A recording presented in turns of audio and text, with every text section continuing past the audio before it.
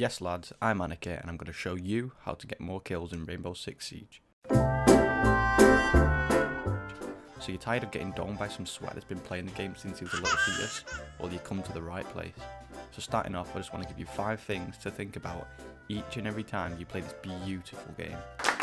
Firstly, you want to start to learn some common places where people tend to be, whether they're holding an angle to pop the noob that walks right past them, or whether they're going for the long flank to get right behind your team. You want to try your best to learn where the enemy will be at all times. This is the easiest thing to do, as all you have to do is put time and effort into the game. The more you play online, the easier it'll be. Once you learn these spots, you're going to want to start to pre-fire them so you catch them off guard. One thing you must do is to always aim for the head. The head is the weakest part of the body and is one shot, so aiming for the head is vital to getting more kills. I'm going to talk more about ways of training your aim to get headshots later on in the video. One thing that most newcomers tend to do is start spamming left and right lean because they assume it makes them look good and untouchable. This isn't the case, and in fact you look like a tit and can even ruin your aim sometimes.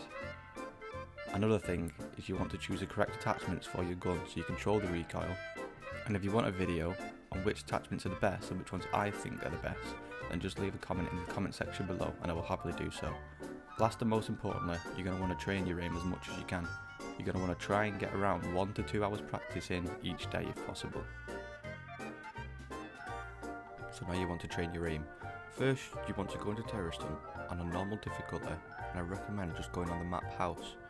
This is just because it is the smallest map and allows you to get it done quicker. So now that the map and all the settings have been chosen, now you're going to want to choose a free speed operator and rush through the house, putting yourself in the worst situation possible, whether it's 1v2, 1v3. This is so you can quickly learn to snap to people's heads.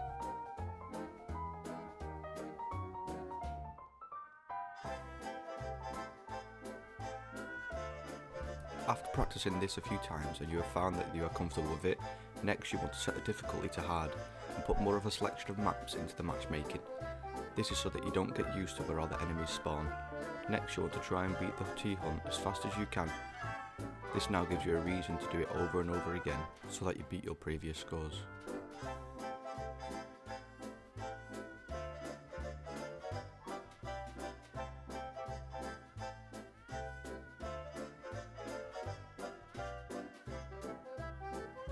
Okay, now I'm going to show you another way of training your aim if you have CSGO.